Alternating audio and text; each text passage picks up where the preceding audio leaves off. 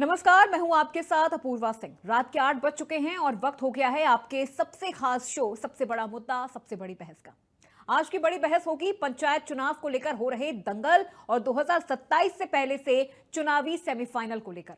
प्रदेश में 2027 में विधानसभा को लेकर अब ज्यादा वक्त नहीं है। ऐसे में सभी पार्टियां फाइनल से सेमीफाइनल के लिए चुनावी मैदान में उतर गई है। यूपी में पंचायत चुनाव को लेकर सभी ने कमर कस ली है, क्योंकि 2027 के विधानसभा से पहले पंचायत चुनाव को सेमीफाइनल के तौर पर देखा जा रहा है। यही वजह है कि सभी पार्टियां 27 के फाइनल के लिए कोई कसर नहीं छोड़ना चाहती। 2027 के विधानसभा चुनाव से पहले 2026 में होने वाले त्रिस्तरीय पंचायत चुनाव को सेमीफाइनल मानते हुए बीजेपी तैयारियों में जुट गई है। प्रदेश में सत्ताधारी दल भारतीय जनता पार्टी ने पंचायत चुनाव को 2027 के विधानसभा चुनाव की आधारशिला बना दिया है। पार्टी इस चुनाव के लिए गांव-गांव संगठन को सक्रिय कर रही है। इसके लिए पार्टी ने पूर्ण तैयारी का मंत्र दिया है। बीजेपी ने इस बार मुसलमानों को साधने के लिए एक बड़ा सियासी दांव खेला है। मुस्लिम समुदाय, जो अब तक सपा, बसपा और कांग्रेस जैसी विपक्षी पार्टियों का पारंपरिक वोट बैंक माना जाता रहा है, अब बीजेपी के फोकस में आ चुका है। पंचायत चुनाव के बहाने पार्टी ने मुसलमानों के बीच सीधी पैठ बनाने की रणनीति अपनाई है। सिर्फ बीजेपी ही नहीं, बसपा ने पंचायत चुनाव को लेकर पूरी ताकत झोंकने की तैयारी शुरू कर दी है। अगले साल होने वाले पंचायत चुनाव के लिए पार्टी गांव-गांव में सदस्यता अभियान चला रही है। बसपा पंचायत चुनाव के जरिए 2027 विधानसभा चुनाव की जमीन मजबूत करना चाहती है। इसी सिलसिले में 7 सितंबर को पार्टी की बड़ी बैठक होगी, जिसमें प्रत्याशियों के चयन और रणनीति पर चर्चा की जाएगी। कुछ दिनों पहले ही समाजवादी पार्टी ने उत्तर प्रदेश में आगामी पंचायत चुनावों से पहले संगठनात्मक बदलाव की दिशा में एक महत्वपूर्ण कदम उठाया था। पार्टी के राष्ट्रीय अध्यक्ष अखिलेश यादव के निर्देश पर प्रदेश के सभी जिला और विधानसभा क्षेत्रों के नामित प्रभारियों को तत्काल प्रभाव से पदमुक्त कर दिया गया था। यह निर्णय पार्टी के भीतर नई ऊर्जा और रणनीति के साथ चुनाव की तैयारियों को मजबूत करने के इरादे से लिया गया माना जा रहा है। वहीं प्रदेश की राजनीति में कांग्रेस एक बार फिर बड़ा दांव खेलने की तैयारी में जुट गई है। 2027 के विधानसभा चुनावों को देखते हुए पार्टी ने न सिर्फ 403 सीटों पर अपनी रणनीति बना ली है, बल्कि इस बार संगठन को जमीनी स्तर से खड़ा करने की ठोस योजना भी तय की है। कांग्रेस का मकसद साफ है, पंचायत से लेकर विधानसभा तक ऐसा ढांचा खड़ा करना जो सिर्फ चुनावी मौसम में नहीं बल्कि हर वक्त सक्रिय रहे। आज इसी मुद्दे पर हम चर्चा करेंगे हमारे साथ मौजूद मेहमानों के साथ।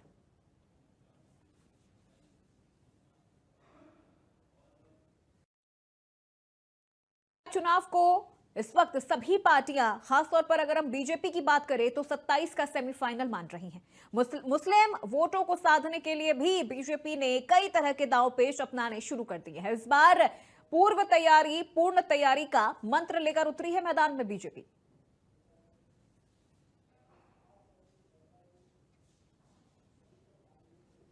तो कुछ सवाल भी हैं यहाँ पर इंडिया न्यूज उत्तर प्रदेश के, जो इस वक्त हम आपको आपकी टीवी स्क्रीन पर दिखा रहे हैं कि क्या बीजेपी का एमपी दांव क्या है, एसपी बीएसपी का प्लान, बीजेपी बीएसपी और सपा क्या है जीत का फॉर्मूला, विधानसभा चुनाव की बिसात 27 के लिए क्या है प्लान।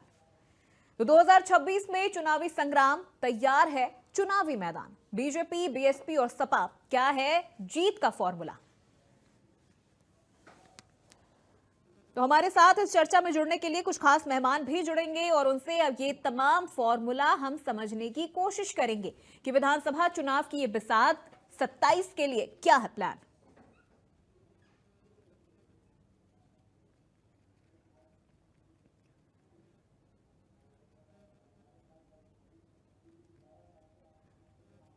तो ये सवाल होंगे जो इस वक्त हम आपको दिखा रहे हैं, जो हम मेहमानों से पूछेंगे और इस पूरे फॉर्मूले को समझने की कोशिश करेंगे। 2026 में चुनावी संग्राम, बीजेपी बीएसपी और सपा क्या है जीत का फॉर्मूला।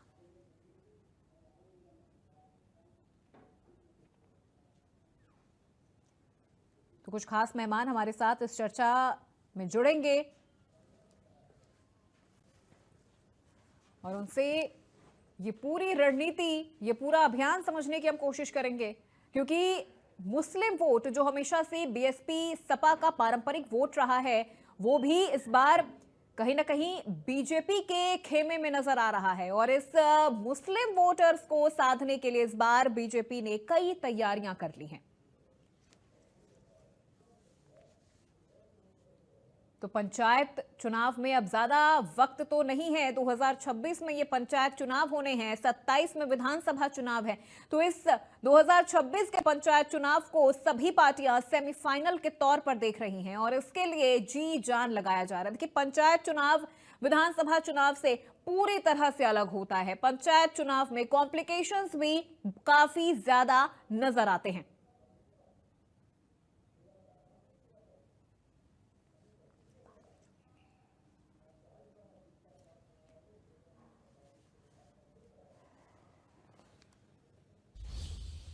तो चलिए चर्चा की शुरुआत करते हैं। एक एक करके मेहमानों से आपका परिचय करवा देते हैं। शरद त्रिवेदी जी हमारे साथ जुड़ चुके हैं, प्रवक्ता है बीजेपी पार्टी से। शरद त्रिवेदी जी, बहुत स्वागत है आपका। और हमारे साथ अशोक तिवारी जी जुड़ गए हैं, प्रवक्ता है समाजवादी पार्टी से। अशोक तिवारी जी, आपका भी बहुत स्वागत है। नीरज राय हमारे साथ जुड़ चुके हैं, राजनीतिक विश्लेषक के तौर पर। नीरज राय जी, आपका भी बहुत स्वागत है। चूंकि सबसे पहले सवालों की शुरुआत नीरज राय जी मैं आपसे ही करूंगी। राजनीतिक विश्लेषक हैं आप और आपने 2021 का भी पंचायत चुनाव देखा होगा।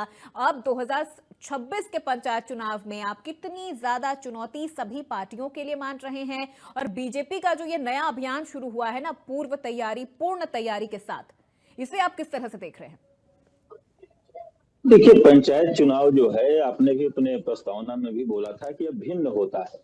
त्रिस्तरीय जो भी पंचायत चुनाव आता है वो स्थानीय मुद्दों को देखा जाता है और इसमें मेरे हिसाब से अगर देखा जाए तो 21 को भी अगर आप देखती हैं तो ग्रामीण क्षेत्रों में देखा जाए तो विपक्ष को ज्यादा फायदा हुआ था, समाजवादी पार्टी या अन्य दलों को फायदा हुआ था। और शहरी क्षेत्र में शुरुआत से ही भारतीय जनता पार्टी जब से बनी है तब से ज्यादा प्रभावी ढंग से अपने को पाती रही है।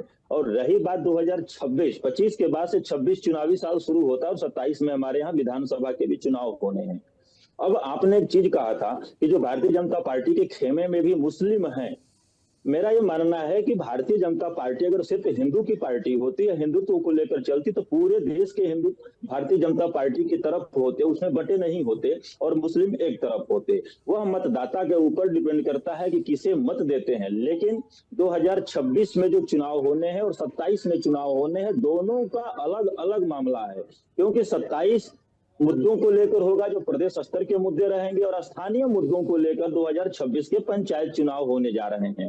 हाँ, ये जरूर है कि भारतीय जनता पार्टी के ऊपर जो है जिम्मेदारी ज्यादा रहेगी और उसे अपनी साख बचाने के लिए त्रिस्तरीय पंचायती चुनाव में प्रदर्शन बढ़िया से बढ़िया करने की चाहत भी होगी। क्योंकि दूसरे टर्म माननीय योगी जी मुख्यमंत्री के तौर पर उत्तर प्रदेश में चल रहे हैं, तो जितना खतरा समाजवादी पार्टी या बसपा या कांग्रेस को नहीं है, उससे ज्यादा अपनी को बचाने के लिए भारतीय जनता पार्टी को एड़ी चोटी का जोर लगाना पड़ेगा। और भारतीय जनता पार्टी लगा के चल भी रही है, क्योंकि देश की एकमात्र यह पार्टी है जो कि एक चुनाव से दूसरे चुनाव तक हमेशा चुनावी मोड में रहती है और अपनी कमियों को छुपाकर दूसरे के घरों में ताकने झांकने की आदत भारतीय जनता पार्टी की पुरानी परंपरा में रही है। इसलिए भारतीय जनता पार्टी यहाँ पर आपने देखा कि एमपी की बातें चल रही है कि मुस्लिम और परिवारवाद में अगर चला जाए तो परिवारवाद देखा जाए तो प्रदेश की राजनीति से लेकर और राष्ट्रीय स्तर की राजनीति में सबसे ज्यादा अगर परिवारवाद की कहीं हनक दिख रही है तो भारतीय जनता पार्टी है। लेकिन यह अपना छुपाकर दूसरे को परिवारवाद में सानने की बात करते हैं, जो कि जनता धीरे धीरे हर एक चीजों को समझ के चल रही है। और जैसे जैसे चुनाव आएगा भारतीय जनता पार्टी अपने पुराने ढर्रे पर, पुराना ढर्रा मतलब यह जब जब भाजपा की राजनीतिक नैया डगमगाती नजर आती है तो अपनी राजनीतिक दुकान से मुंडी निकालकर हिंदू मुसलमान करना शुरू करते हैं और या उस चीज को ज्यादा फोकस करते हैं कि पूरा का धार्मिक जो माहौल खराब किया जाए और हिंदू और मुसलमान करके लोगों को अपने खेमे में खींचा जाए। लेकिन इस बार का 26 का चुनाव हो या 27 का चुनाव हो, जो मुद्दे हैं मुद्दे से 2025 में हो नहीं रहा। लेकिन आप देख लीजिए कि इतने सवाल जनता पूछ रही है, इतने सवाल पूछ रही है जिससे कि सत्ता पक्ष सिर्फ उसे दूसरे तरफ घुमाने में ही परेशान पड़ा हुआ है और अपनी साख को कैसे बचाए 26 में यह देखने वाली बात है। ठीक है शरद द्विवेदी जी, परिवारवाद को लेकर एक अलग परिभाषा अब नजर आ रही है, जैसा कि अभी नीरज राय जी ने कहा कि ये तो सबसे ज्यादा बीजेपी में है। चलिए, इस पे तो आप जवाब दीजिएगा कि कैसे बीजेपी में उनको परिवारवाद नजर आ रहा है, क्योंकि अब तक तो हमने सिर्फ ये समाजवादी पार्टी में ही देखा है, कांग्रेस में ही परिवारवाद वाली हमने राजनीति देखी है कि किस तरह से पीढ़ी दर पीढ़ी आगे बढ़ते चले जाते हैं।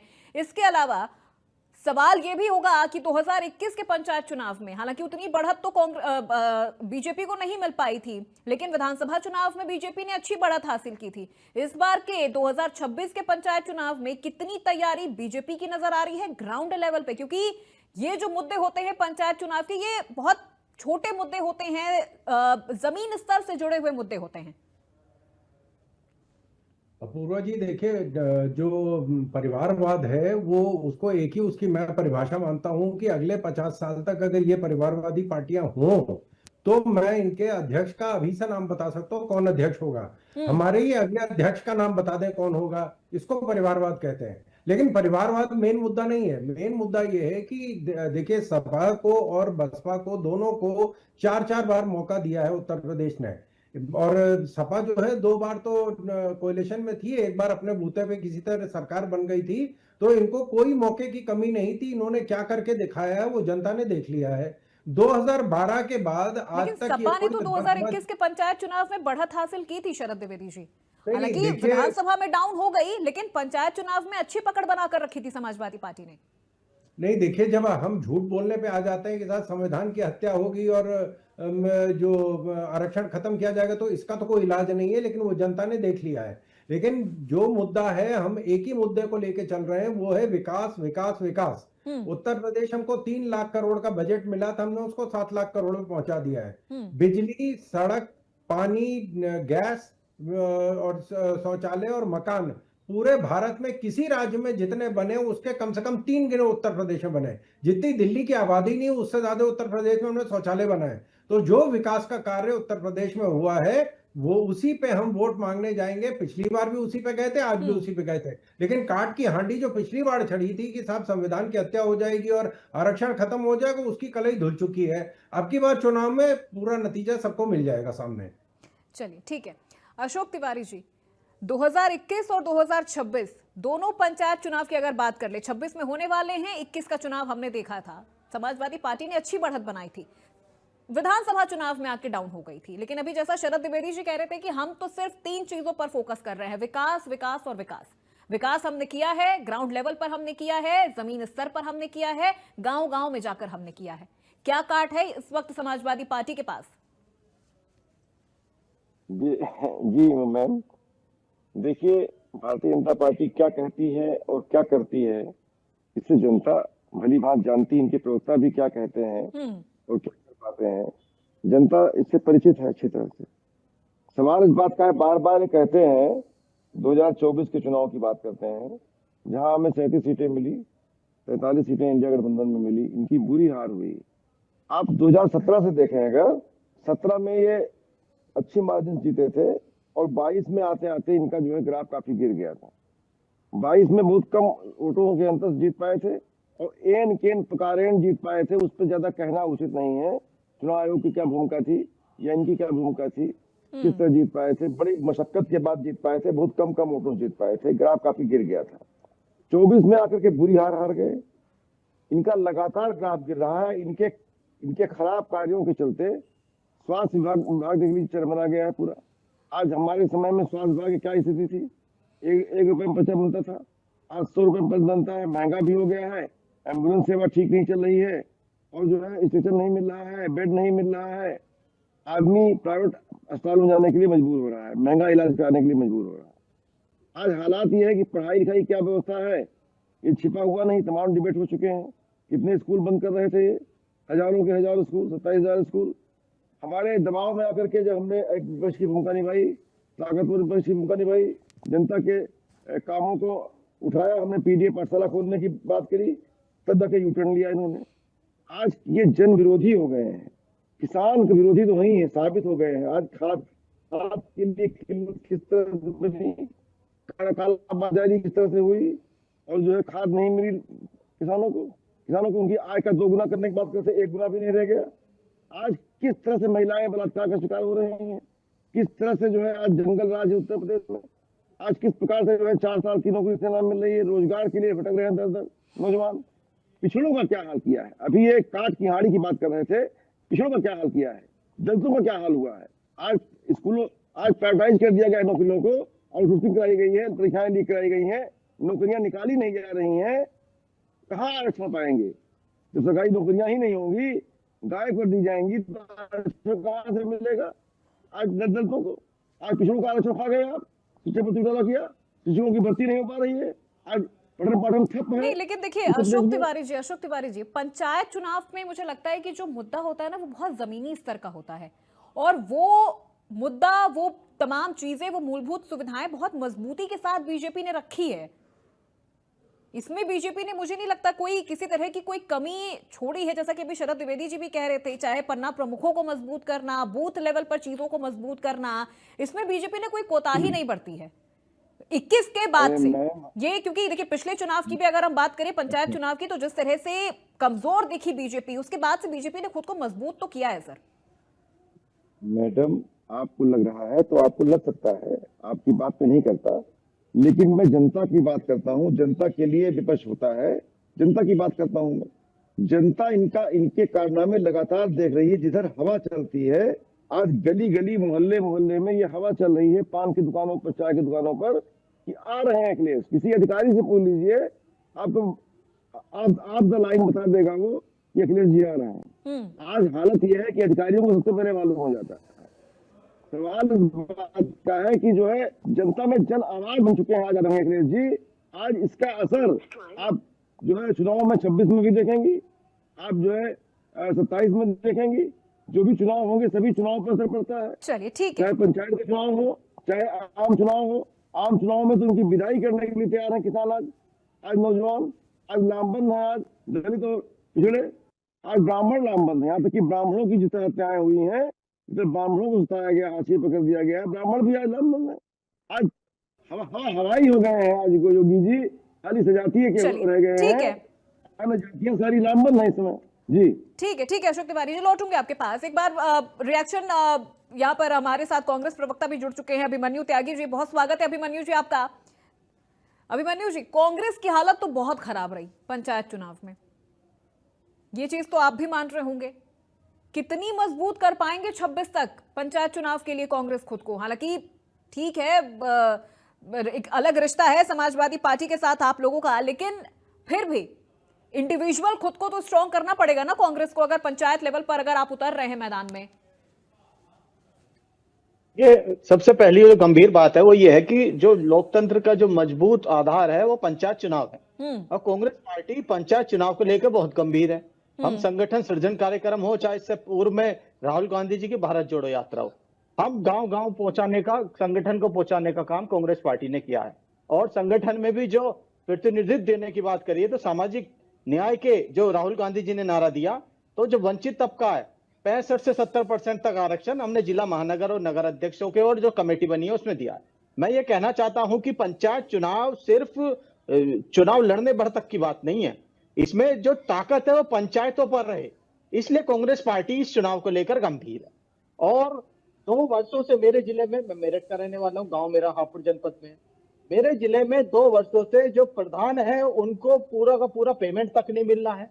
और जो व्हाट्सएप ग्रुप है, जैसे हमारे गांव देहात के अलग अलग ग्रुपों में हम जुड़े रहते हैं, और जो जानकारियां मिलती है वो ये है कि प्रधान इसलिए परेशान है कि गांव वाले कहते हैं कि आरसीसी बनी क्यों नहीं है हमारी गली में, बिजली की लाइनें क्यों नहीं बिछ पा रही है, बल्ब क्यों नहीं जल पा रहे हैं, तो और नल की रिपेयर क्यों नहीं हो पा रही, जब फंड ही नहीं मिल पा रहा है उनको। तो लड़ाई क्या है? लड़ाई ये है कि जो पिछला चुनाव इन्होंने बाहुबल के दम पे जीत लिया था, चाहे लखीमपुर का मामला हो, गोंडा हो, कानपुर हो, मेरठ हो, तो ये मामले क्या दिखाते हैं? वो ये दिखाते हैं कि बाहुबल से इन्होंने पर्चा तक नहीं भरने दिया था और ताकत दिखा दी थी इन लोगों ने।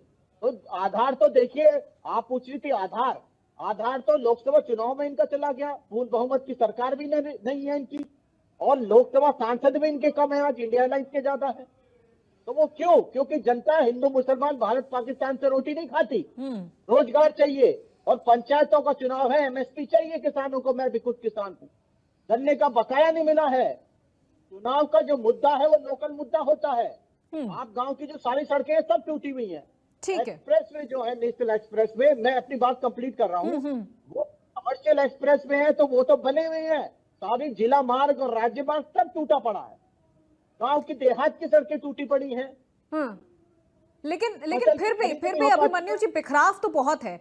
देखिए, अगर हम ग्राउंड लेवल पर बात करें कांग्रेस की, तो मुझे नहीं लगता कि कांग्रेस अभी उस जगह तक पहुंच पाई है, उस जमीन तक कांग्रेस पहुंच पाई है। बिखराव बहुत है कांग्रेस के अंदर, खासतौर पर पंचायत चुनाव को लेकर। जैसा भी नीरज जी भी कह रहे थे और जैसा मैंने भी कहा, पंचायत चुनाव बाकी चुनावों से बहुत अलग होता है, क्योंकि ये मूलभूत सुविधाओं को लेकर होता है। एक मिनट अभिमन्यु जी, और मैं अपनी बात कर लूं तो हम संगठन सृजन से कांग्रेस पार्टी ने गांव बूथ तक पहुंचाने का हमने काम किया है।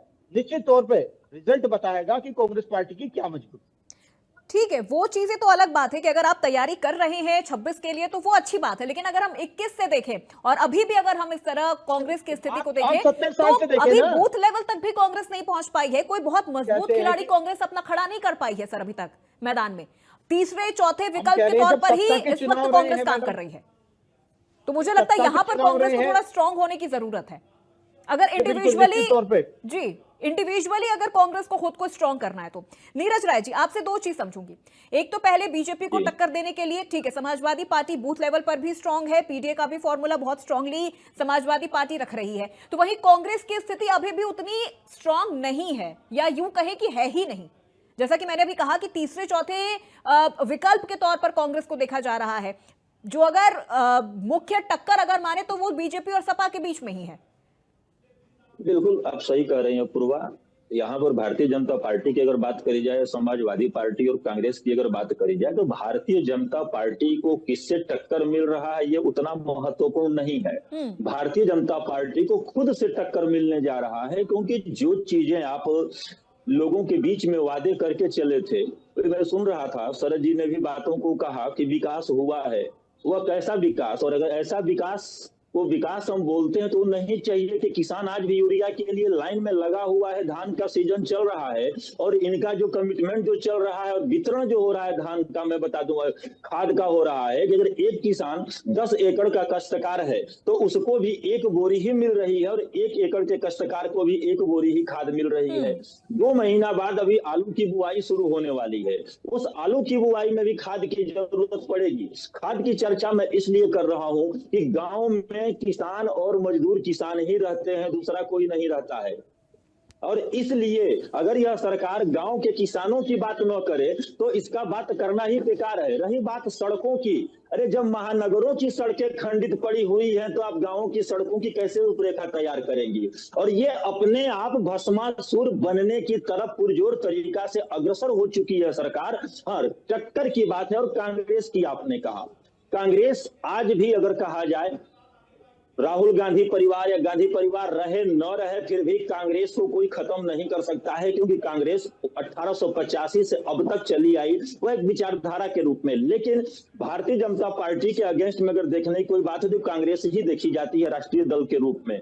लेकिन कांग्रेस का जो आपसी खींचतान चलता रहा है, उस खींचतान की वजह से कांग्रेस आज खंडित हो चुकी है। लेकिन 2024 से देखा जा रहा है कि देश भर में कांग्रेस के प्रति लोगों का रुझान और झुकाव दिख रहा है। उसका हालिया ताजा नतीजा उत्तर प्रदेश के भी चुनाव में देख लीजिए, जो लोकसभा का हुआ था। जिन जिन जगहों पर कांग्रेस चुनाव लड़ी थी उन सभी 17 सीटों पर अगर आंकड़ा उठाकर देखा जाए पूर्वा, तो वहां पर बसपा का प्रत्याशी 50-60 हजार से ज्यादा वोट नहीं पाया था, और वही समाजवादी पार्टी ज्यादा से ज्यादा सीटों पे चुनाव लड़कर भी वहां पर बेशक जीत हासिल करी। लेकिन 1 लाख, 1.5 लाख, 1.25 लाख तक बसपा के उम्मीदवार ने वोट पाया है। इसका मतलब कि जनता जो डिमोरलाइज हो चुकी है, वोटर नहीं, जनता, जो समर्थक इनके नहीं, जनता जो डिमोरलाइज है, अगर कांग्रेस मजबूती से चुनाव लड़ती है तो वो एक्टिव मोड में आने के लिए, कांग्रेस के साथ जाने के लिए जनता तैयार है। क्योंकि भारतीय जनता पार्टी के अगेंस्ट में राष्ट्रीय स्तर पर हम किसके साथ जाएंगे तो वो कांग्रेस है। रही बात समाजवादी पार्टी का, तो समाजवादी पार्टी 2021 में भी भारतीय जनता पार्टी से गांवों में मजबूत थी, और यह चुनाव आप देखती हैं विधानसभा और लोकसभा से कहीं भारी ये चुनाव होता है। आपने भी देखा होगा कि बड़े बड़े नेताओं को ये बोला जाता है कि इतनी ही क्षमता है तो अपने गांव से मेंबर का चुनाव जीत के दिखा दें। आप समझ गई कि मैं क्या कहना चाहता हूं। इतना क्रिटिकल और कठिन चुनाव होता है गांव का, और एकदम स्थानीय और गांवी मुद्दों पर चुनाव होता है। इसमें भारतीय जनता पार्टी हम हमारे दृष्टिकोण से ठीक है, असफल लेकिन आ नीरज रही जी है, देखिए असफल मुझे पाई जा ऐसा रही लगता है, जी। ठीक है, मुझे नहीं मतलब मैं सिर्फ इंडिविजुअल अपनी बात नहीं जी। कर रही हूँ, लेकिन कुछ चीजें अगर हम 2021 के पंचायत चुनाव के बाद से अगर हम ध्यान दें और देखें तो बीजेपी ने खुद को स्ट्रांगली स्टैब्लिश करने की कोशिश की है और किया भी है, कई जगहों पर किया है, खासतौर पर उन सीटों पर जहां देख पर लीजिए। बीजेपी को हार का सामना करना पड़ा, जिनमें आप देख बिल्कुल। मैनपुरी की सीटें हैं, रायबरेली की सीटें हैं, आजमगढ़ की सीटें हैं, ABCD कैटेगरी करके बीजेपी ने इस वक्त पंचायत चुनाव के लिए खुद को स्ट्रांग किया है, एनालाइज किया है, और मुझे लगता है ये चीजें शायद कांग्रेस में नहीं है, ये चीजें शायद नहीं, समाजवादी नहीं, पार्टी में भी नहीं है। अपूर्वा, सेल्फ एनालिसिस की चीजें देखिए, इन दोनों जी। पार्टियों में मुझे कम लगती है, कांग्रेस में तो मुझे लगता है शायद है ही अपूर्वा, नहीं, समाजवादी पार्टी में थोड़ी बहुत है। देख ली जी, 2014 से देश के अंदर जो एक भारतीय जनता पार्टी में माहौल बना है अपूर्वा कि मोदी है तो मुमकिन है। मोदी जी के अलावा किसी भी नेता की छवि बेहतर बता दीजिए। पंचायत का इलेक्शन भी होता है तो होता है कि मोदी जी को देखो, प्रत्याशी को मत देखो। तो 14 तो का नीरज जी क्रेज मुझे जो लगता है इस बढ़ा हिसाब से था, तो दोनों ही 19 में पार्टियों में सर फिर यही चीजें हैं। कांग्रेस में अगर हम फिर नहीं, राहुल नहीं, गांधी जी को उसी देख पे- लें, फिर उसी पे मैं आ समाजवादी रहा पार्टी हूं। में नहीं, अखिलेश नहीं, यादव जी को देख नहीं, लें। नहीं, मैं उसी पे आ रहा हूँ। नहीं, नहीं, देखिए, हाँ। या मैं उसी पे आ रहा हूँ, कुछ सेकंड ले रहा हूँ आपसे। मोदी जी जो 2019 में क्रेज चढ़ा उनका, लेकिन 24 में आके डाउन हो गया। और आज स्थिति यह है कि उत्तर प्रदेश के अंदर अगर आप जाती हैं या किसी भी प्रदेश के अंदर 2024 का चुनाव बहुत ज्यादा इफेक्ट डाला है, क्योंकि 400 पार और 400 से पहले आके भारतीय जनता पार्टी 240 पे रुक जाती है। ये ज्यादा मतलब लोगों को सोचने पे मजबूर करता है। रही बात कांग्रेस की, नंगा नहाएगा क्या, निचोड़ेगा क्या? जो पार्टी 44 सीट रहती है लोकसभा में 2014 में, 52 सीट पे आती है 2019 में, वही 99 सीट हो जाती है आपके 2024 में। तो कांग्रेस के पास खोने के लिए क्या है पाने के सिवा? तो जो भी पाएगी कांग्रेस पाएगी, लेकिन जो महामानव के तौर पे मंडित किया गया है मोदी जी को, उनकी छवि पे कहीं ना कहीं भट्टा लग रहा है। और चलिए, 2026 ठीक का है। पंचायत चुनाव उत्तर प्रदेश में एक नया माहौल तैयार करके देने जा रहा है। चलिए ठीक है, एक बार सवाल अब शरद जी से भी ले लेते हैं। शरद जी, पूर्व तैयारी पूर्ण तैयारी का मंत्र इस बार बीजेपी लेकर मैदान में उतरी है। 2022 जैसी सीटों पर क्या दोबारा पकड़ बना पाएंगे आप लोग? 2021 पंचायत चुनाव की बात करें तो तैयारी कमजोर थी, लेकिन इस बार कैटेगराइज किया गया है उन तमाम सीटों को जहां पर बीजेपी को हार का सामना करना पड़ा। अभी नीरज जी कह रहे थे कि सिर्फ मोदी है तो मुमकिन है, यानी मोदी जी के चेहरे पर आप इस वक्त चुनाव लड़ रहे हैं, तो ऐसी स्थिति तो कांग्रेस में भी है, ऐसी स्थिति तो समाजवादी पार्टी में भी है। देखिए, पहले तो ये कि पिछले चुनाव में हम 240 सीटें जीतने के बाद भी हम हार गए थे, और कांग्रेस ने पिछले मतलब 2014 से लेके और 24 तक जितनी चुनाव लड़े हैं उनमें कुल सीटें उतनी नहीं मिली जितनी हमें पिछले चुनाव में मिली हैं। उसके बाद भी कांग्रेस जीती है। इनके जज्बे को गर्व है, नमन है, भगवान ऐसा ही इनका जज्बा बना रहे। और हमारे खिलाफ जिस तरह जनता ने अभी तक वोट किया और हमको बाहर किया, 14 में बाहर किया, 17 में बाहर किया, 19 में बाहर किया, 22 में बाहर किया और 24 में बाहर किया, ऐसे ही जनता हमको हराती रहे। हमें गर्व है इस तरह के जज्बे पे। दूसरी चीज यह है कि जो किसान की बात कर रहे हैं, किसान को 4 लाख, उत्तर प्रदेश में 4 लाख करोड़ जो है वो किसान को, जो गन्ना किसान को पेमेंट हुआ है। पहले गन्ना किसान चौराहे और सड़कों पे उतरता था, अब मुझे बता दे कि कहाँ पे उतर रहा है। दूसरी चीज जो कह रहे हैं कि बुआई का जो है साहब यूरिया और खाद नहीं मिल रही है, तो जहां पूरे तालाब हुआ पड़ा है वहां कौन सी जगह बुआई हो रही है, कहाँ आलू की खेती हो रही है, कहाँ खाद की कमी पड़ रही, वो शायद इनके पास ये आंकड़े मेरे से बेहतर होंगे, हो सकता है, मैं इसमें कोई डिनाई नहीं। मतलब कि न्यूज चैनल का मतलब गलत बता रहे हैं सब। तीसरी चीज स्थानीय स्तर पे हमारे डेवलपमेंट के मैं आपको एक- दो एक- एक नमूने, करके, ठीक है, एक- देखिए एक मैं करके, आपके एक- बीच एक- में नहीं बोल रहा था, आप स्वतंत्र विश्लेषक हैं, आप ये जो राजनीतिक दुख दर्द से दूर रहिए आप। दूसरी चीज ये है कि जो डेवलपमेंट का मुद्दा बता रहे थे कि साहब उत्तर प्रदेश का इतना विकास हो, तो मैं 2 नमूने आपको बताता हूं उत्तर प्रदेश में विकास के। समाजवादी पार्टी के समय में, इनके समय में बहुत बड़ा एक कैंसर रिसर्च सेंटर खुला था लखनऊ में। जब हमारी सरकार आई तो माननीय योगी जी ने कहा कि भाई कुछ लोग आए थे कैंसर का इलाज करने, उन्होंने कहा वहां जाइए, बहुत बड़ा कैंसर हॉस्पिटल है, वहां पे बहुत अच्छा इलाज होता है, सपा ने बनवाया, वहां जाके इलाज कराइए। जब वहां लोग गए तो पता चला ना वहां टेबल थी, ना कैट स्कैन मशीन थी, ना डॉक्टर था, ना एक्सरे मशीन थी। तो लोगों ने कहा कि साहब ये तो बड़ा भव्य इसका उद्घाटन हुआ था, माननीय अखिलेश जी ने उद्घाटन किया था, ये हुआ क्या? तो पता चला किंग जॉर्ज मेडिकल कॉलेज से सारा सामान लाया गया था, और जब उद्घाटन करने के बाद वो वापस कर दिया गया। दूसरा नमूना आपको दे देता हूं इटावा का, वहां पे जो बनी थी, जो हवाई अड्डा बना था, उसमें ऑडिटर जनरल की रिपोर्ट लगी हुई है कि जहां न कभी फ्लाइट किसी को लैंड करना था, ना किसी को टेक ऑफ करना था, वहां 4 लेन का हाईवे बनाया गया और वहां हवाई अड्डा बना दिया गया। तीसरी चीज ये है कि जो देखिए जो जीतता है वो कोई चीज बदलता नहीं है, जिसकी चीज सही होती है वो बदलता नहीं, उसकी रीपैकिंग नहीं होती है। हमारी जो एनडीए बना था 98 में, हमसे 6 साल के बाद यूपीए बना था और वो 21 साल के अंदर यूपीए खत्म कर दिया गया। उन्होंने उसके बाद कहा कि नहीं अब जी दूसरा बना के लाएंगे। सपा पहले आई थी, ये समाजवाद लेके आए थे, फिर इन्होंने कहा नहीं समाजवाद नहीं चल पा रहा है, इसमें माई कॉम्बिनेशन चलाते हैं, माई कॉम्बिनेशन चलाया। फिर जब वो फेल हो गया उन्होंने कहा नहीं जी पीडीए चलाएंगे। उत्तर प्रदेश में गठबंधन किए गए, बुआ बबुआ चाचा भतीजे लड़के साथ हैं, लड़के अलग हुए, फिर लड़के साथ हुए। लड़के साथ होने के बाद भी इनको संविधान की हत्या और आरक्षण खत्म करने की मदद लेनी पड़ी, तब भी जाके उत्तर पूरे भारत में अभी भी ये विपक्ष में बैठे और हम सत्ता में हैं। आखिरी जो है, जो हमारे तिवारी भाई जो है वो बता रहे थे कि हमारी पार्टी राजनीति जाति की नहीं करती और न कभी करेगी, लेकिन इन्होंने जो ब्राह्मणों की बात करी मैं उनको उदाहरण दे देता हूं। इटावा में एक वाजपेयी परिवार था जिसकी शादी इनके राज परिवार की जाति में वो उनका प्रेम विवाह होने वाला था, और उसको जब पता चला वहां के लोगों को तो उसको मारा गया और मार के गधों पे बिठाया गया और फिर पूरे परिवार ने इटावा जिला छोड़ के वहां से भाग गए। तो ये तो हालत है। और इनके कार्यकाल में कोई जातिवाद या कोई धर्म की राजनीति नहीं हो, हर धर्म के हर व्यक्ति को, हर जाति के व्यक्ति को अपराध की पूरी छूट मिली।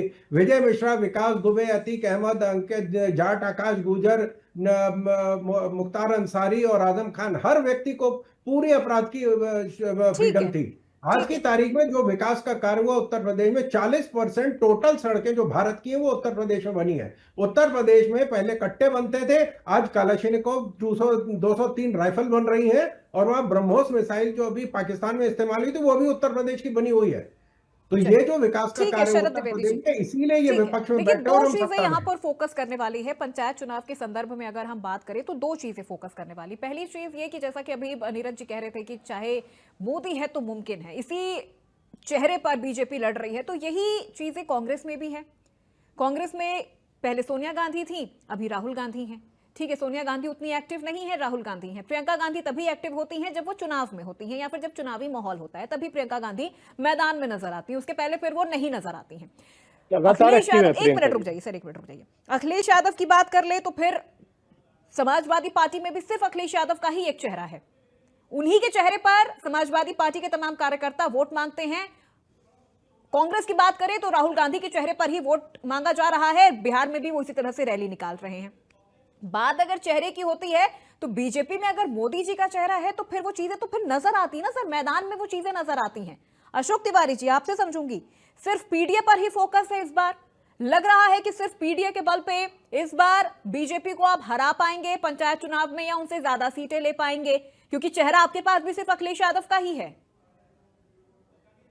जी देखिए पूर्वा जी, सबसे बड़ी बात यह है कि इस समय का माहौल, जनता का मूड क्या है। जनता का मूड सबसे बड़ा होता है हर चुनाव के लिए, चाहे चुनाव हो और चाहे वो आम चुनाव हो। आम चुनाव बहुत बड़ी चीज होती है। 24 में आम चुनाव हुआ, आपने उसका हद देखा। उपचुनाव बीच में हुए, उपचुनाव को हथियाने का प्रयास किया, मैनेज करने का प्रयास किया। सारी जनता जानती है, सब कुछ जानती है। आज आप जब जनता से कट चुके हैं पूरी तरह से, तो आपने चुनाव आयोग को सेटिंग करने का प्रयास किया, ये भी जनता जानती। ज्यादा समय नहीं लूंगा, इतना ही कहूंगा कि SIR आप लाए, SIR में आपने आधार कार्ड ही हटा दिया, आधार कार्ड हटा दिया, बाद में सुप्रीम कोर्ट ने जोड़ दिया। आपने 65 लाख लोगों का हवाला नहीं दिया, सुप्रीम कोर्ट कहने पर आपको मानना पड़ा। आपको जो है झुकना पड़ा सुप्रीम कोर्ट कहने पे, आपकी तानाशाही नहीं चली। आज सवाल इस बात का, जनता में गली गली में चर्चा इस बात की है कि आप जबरदस्ती लोकतंत्र की हत्या करके सत्ता को हथियाना चाहते हैं। ये मैसेज गया है। सवाल इस बात का है कि जब दलित, आप कह रहे हैं काट की हांडी की बात बार बार कर रहे हैं, दलित लोगों का आखिर हक क्यों मारा आपने?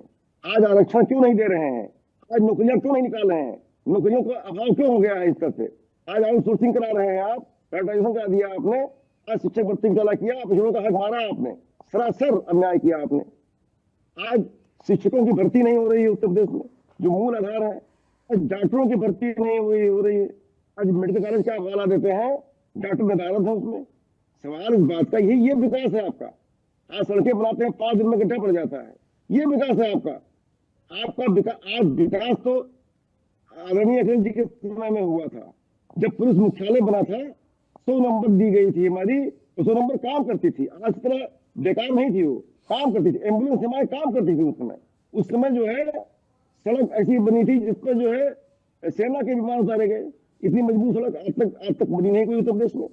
आज इटाना स्टेडियम बना, आज कितने विकास हुए थे, जनता आज उन चीजों को याद कर रही है। ठीक है अशोक तिवारी जी, देखिए विकास पर अगर हम बात करें तो ठीक है, पंचायत चुनाव में तो विकास बहुत ग्राउंड लेवल वाली चीजें होती हैं। आपने 2021 में पंचायत चुनाव में अच्छी बढ़त हासिल की, लेकिन फिर वही वोट आप विधानसभा में ट्रांसलेट नहीं कर पाए, ये कमी रह गई और फिर ये मैसेज जनता के बीच में चला गया।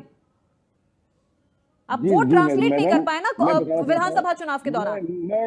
मैं इतना ही कहूंगा, चुनाव आयोग को मैनेज करना आसान नहीं होगा। पिछली बार जो किया बहुत कम मार्जिन जीत पाए थे 22 में, 24 में आखिर जनता ने उलट दिया, जनता का प्रवाह आ गया, जनता का जन प्रवाह के आगे झुकना पड़ा। आज बुरी तरह हार गए 24 में।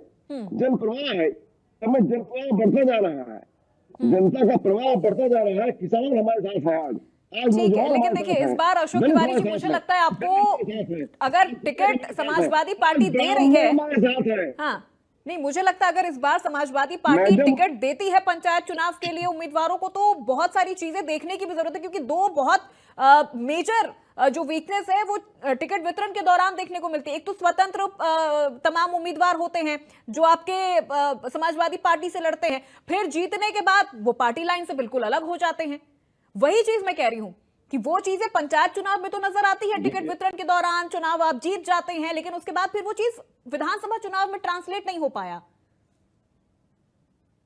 देखिए मैम, इस समय जन प्रवाह हमारे साथ है, जनता का मूड हमारे साथ है, और उसका असर आज आप पंचायत चुनाव पर भी देखेंगी, और जो है आम चुनाव में तो पूरी तरह से दिखाई पड़ेगा जनता। आज सवाल बात का मैं बात कर गई थी, आज भाजपा के प्रवक्ता साहब कह रहे थे, अभी ब्राह्मणों की बात कर रहे थे, ब्राह्मणों की क्या दुर्दशा करी है इन्होंने।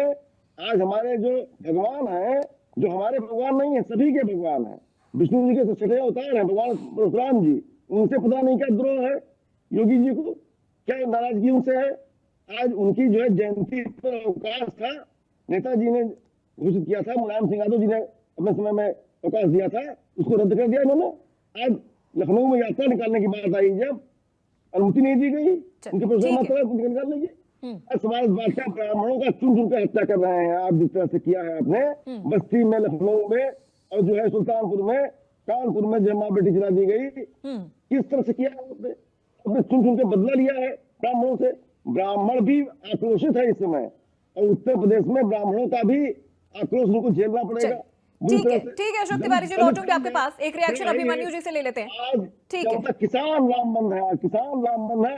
आज खाद की बात शर्म नहीं आ रही है भाजपा के प्रवक्ता को, किसानों को खाद नहीं मिल रही है, चर्चा का विषय बना हुआ था, बना हुआ है अभी तक, चर्चा हुई इस बात को लेकर के, इनके कान को जू नहीं रेंग रही है। ठीक है अशोक तिवारी जी लौटूंगी आपके पास, एक रिएक्शन अभिमन्यु त्यागी जी से ले लेते हैं। आकार ऊंचा हुआ है। ठीक अभिमन्यु जी, देखिए वही बात घूम फिर के वही सवाल एक बार फिर से कांग्रेस से। ठीक है अशोक तिवारी जी, एक मिनट रुक जाइए सर, 1 मिनट रुक जाइए अशोक तिवारी जी।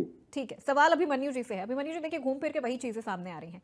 अगर पंचायत चुनाव में कांग्रेस अपना अच्छा प्रदर्शन नहीं कर पाती है तो फिर विधानसभा चुनाव की डगर बहुत मुश्किल हो जाएगी कांग्रेस के लिए, खासतौर पर उत्तर प्रदेश में, क्योंकि बहुत मजबूत स्थिति इस वक्त कांग्रेस की जमीन लेवल पे, पंचायत लेवल पर अगर हम बात करें तो बहुत मजबूत स्थिति नहीं है।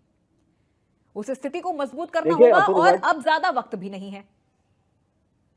अपूर्वा जी, हमने कहा कि कांग्रेस पार्टी संगठन सृजन कार्यक्रम चला रही है, हम गांव देहात बूथ पे अपनी कमेटी बना रहे हैं। मैं ये कहना चाहता हूं अपूर्वा जी कि उत्तर प्रदेश में हो क्या रहा है सर, आपसी खींचतान है, जैसा जिक्र अभी नीरज राय जी ने आप हमारी आपसी खींचतान की जगह भाजपा की खींचतान देख लें थोड़ा सा। मैं ये कहना चाहता हूं कि प्रधानमंत्री आवास से लेकर जो आयुष्मान कार्ड है, जो शौचालय है, सब में भ्रष्टाचार जो है, उसमें कमीशन देना पड़ता है आमजन को, शौचालय बनने से पहले पैसा पहुंचा दिया जाता है, ये खुली बात है, ये सबको पता है। और उसका पीड़ित कौन है? उसका पीड़ित है गांव वाला। स्कॉलरशिप नहीं मिलती है समय पे, कौन पीड़ित है? गांव वाला। मनरेगा का बजट भारत सरकार ने घटाया, किसकी सरकार है? मोदी जी की सरकार है। प्रदेश में सरकार योगी जी की सरकार है।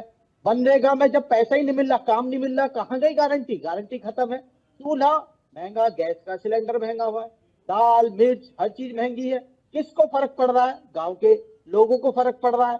बेरोजगारी बढ़ रही है लगातार, उधर खाद का कट्टा नहीं मिल रहा, एमएसपी मिल नहीं रही है, गन्ने का बकाया मिल नहीं रहा है, चारों ओर हाहाकार मचा हुआ है, सड़कें टूटी हुई हैं। और आगे की बात वो ये है कि प्रधानों के पास बजट ही नहीं है जो नाली खड़ंजा बना भी पाए, वो गांव में जो लाइट मिली हुई है एलईडी लाइट उनको लगा भी पाए। गांव गांव झगड़े बढ़ रहे हैं लगातार। मैं ये कहना चाहता हूं, बिल्कुल डायरेक्ट चुनाव होता है, पंचायत का चुनाव पब्लिक का चुनाव है। कांग्रेस पार्टी का यह प्रयास है कि पंचायत की ताकत पंचायत के पास करनी चाहिए। और भाजपा करती क्या है? इन्होंने पिछले चुनाव में दिखा दिया, चाहे बलिया हो, चाहे सहारनपुर हो, चाहे लखीमपुर खीरी हो, चाहे गोंडा हो, बाहुबल की ताकत दिखा दी है। चाह रहे पूरा कॉर्पोरेट सिस्टम इस पे लागू कर दिया जाए, पर्चा तक नहीं भरने देते विपक्ष के लोगों को। और आप अभी थोड़ी देर पहले सवाल कर रही थी कि विपक्ष के जो जीतते हैं वो आखिरकार होता क्या है? होता ये उठा लेते हैं, किडनैपिंग हो जाती है। और सबको बताया क्यों होती है किडनैपिंग, होती क्यों है? लालच और डर, दो तरह से किडनैपिंग हो जाती है। जब घर पे पुलिस पहुंच जाएगी तो वो क्यों बह है, पर्चा क्यों नहीं भरने दिया जाता? और आप रिजल्ट की बात कर रही हैं अपूर्वा जी, रिजल्ट तो सामने आ चुका था। तभी भाजपा के इतने जिला पंचायत जीते क्यों नहीं थे? निर्दलीय क्यों ज्यादा जीते थे? भाजपा तो तभी हार गई थी। हर जगह का रिकॉर्ड उठा के देख लीजिए। तो मैं ये कहना चाहता हूं, निश्चित तौर पर जनता परिवर्तन चाहती है, लोकसभा में भी दिखा दिया। अब बिहार में चुनाव है, कितनी वोट चोरी करेंगे आप नहीं कर पाएंगे।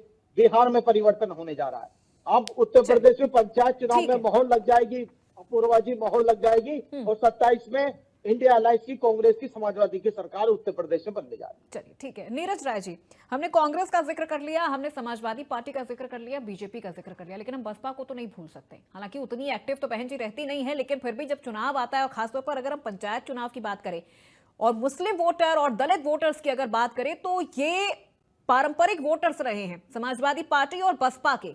क्या लगता है इस बार बसपा की स्थिति को आप किस तरह से देख रहे हैं? सबसे पहला तो सवाल यही है कि स्थिति क्या है इस वक्त बसपा की उत्तर प्रदेश में, क्योंकि बहन जी उतनी एक्टिव रहती नहीं है, सिर्फ ट्विटर और एक्स पे पोस्ट के अलावा इससे ज्यादा तो वो कहीं एक्टिव नजर नहीं आ रही हैं। और फिर जिस तरह से अभिमन्यु जी कह रहे थे कि कांग्रेस खुद को मजबूत करने की कोशिश कर रही है, लेकिन जब कांग्रेस की सरकार थी उत्तर प्रदेश में, बहुत स्वर्णिम युग रहा है कांग्रेस का, अच्छी पकड़ रही है, मजबूत स्थिति रही है, लेकिन उसके बाद धीरे धीरे ढलान की ओर चली गई कांग्रेस। और अब मुझे लगता है कि स्टैंड करना थोड़ा मुश्किल हो जाएगा। जी बिल्कुल, आपने बसपा का जिक्र किया है।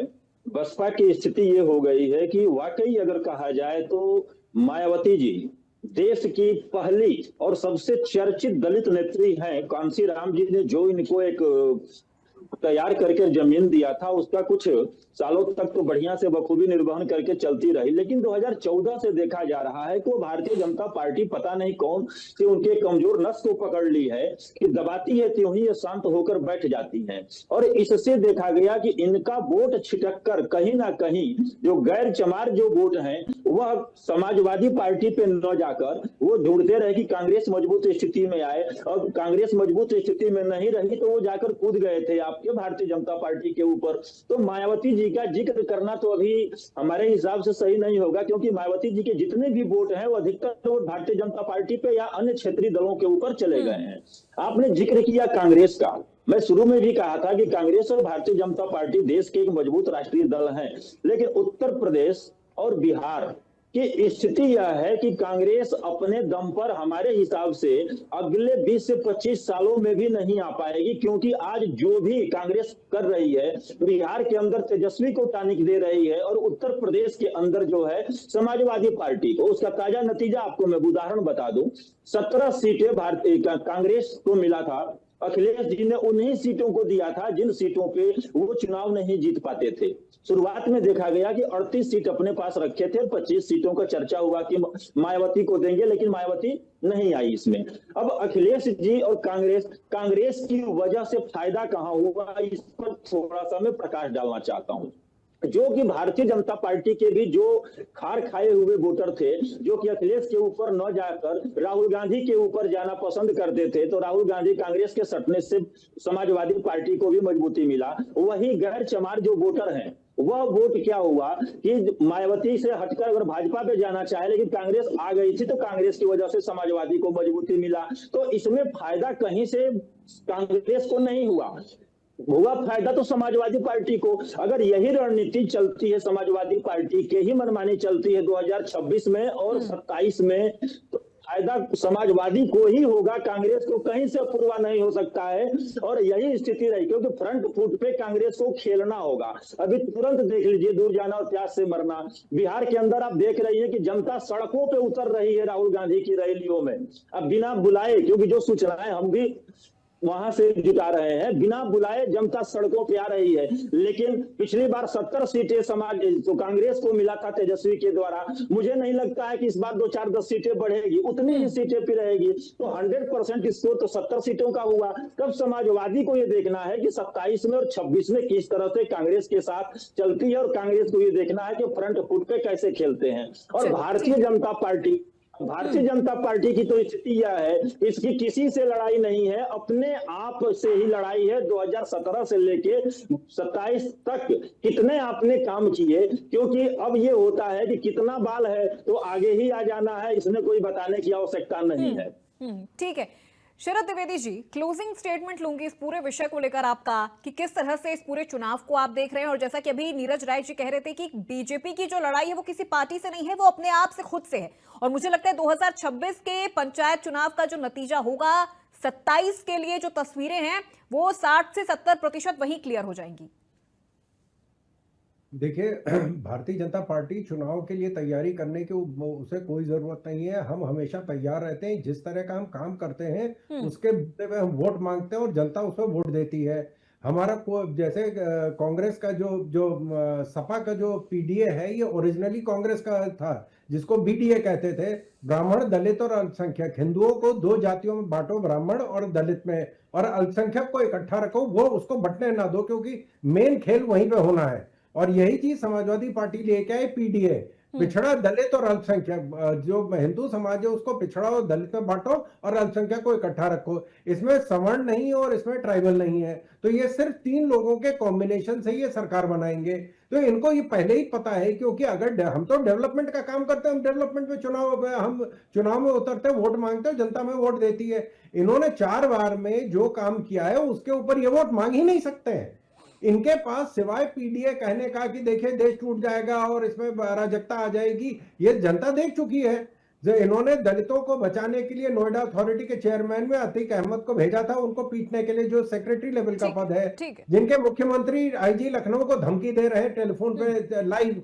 तो ये जो जिस तरह का इन्होंने काम किया उस पर वोट नहीं ठीक है शरद द्विवेदी जी, यानी ओवरऑल ये माना जाए कि बीजेपी हमेशा ही चुनावी मोड में रहती है, काम लगातार बीजेपी कर रही है। 2021 पंचायत चुनाव में जो कमियां थी उन्हें पूरा किया जा रहा है, कैटेगराइज भी कर दिया गया है, खासतौर पर उन सीटों को जहां पर बीजेपी को हार का सामना करना पड़ा था। अशोक तिवारी जी, यही क्लोजिंग कॉमेंट मैं आपसे लेना चाहूंगी, क्योंकि समाजवादी पार्टी के कुछ वोटर्स पर तो बीजेपी की भी नजर है, और खासतौर पर मुस्लिम वोटर खिसक जाएंगे, समीकरण बिगड़ जाएगा। इसकी कहां नजर है ये तो जनता तय करती है। इसकी कहां नजर है ये जनता तय कर देती है। मैं जो है, जहां तक मैं आपको समझा पा रहा हूं, इस समय भारतीय जनता पार्टी बैकफुट पर है उत्तर प्रदेश में, पूरी तरह से जनता से दूर जा चुकी है, जनता से कट चुकी है, क्योंकि मुद्दे इस तरह के हैं, हावी हैं। महंगाई बेशुमार है उत्तर प्रदेश में, बेरोजगारी बेशुमार है उत्तर प्रदेश में, किसान दर दर भटक रहा है खाद पाने के लिए, अपनी आय का, उपज का आय आज किसान मारा फिरा है। आज जंगल राज महिलाओं के साथ उत्पीड़न हो रहा है उत्तर प्रदेश के अंदर। आज किस तरह से पिछड़ों को हक नहीं मिल रहा है, दलितों को हक नहीं मिल रहा है। ठीक है अशोक तिवारी जी, देखिए वक्त की भी कमी है, वक्त की कमी से छोटा रिएक्शन में ले रही हूँ सभी मेहमानों से क्लोजिंग।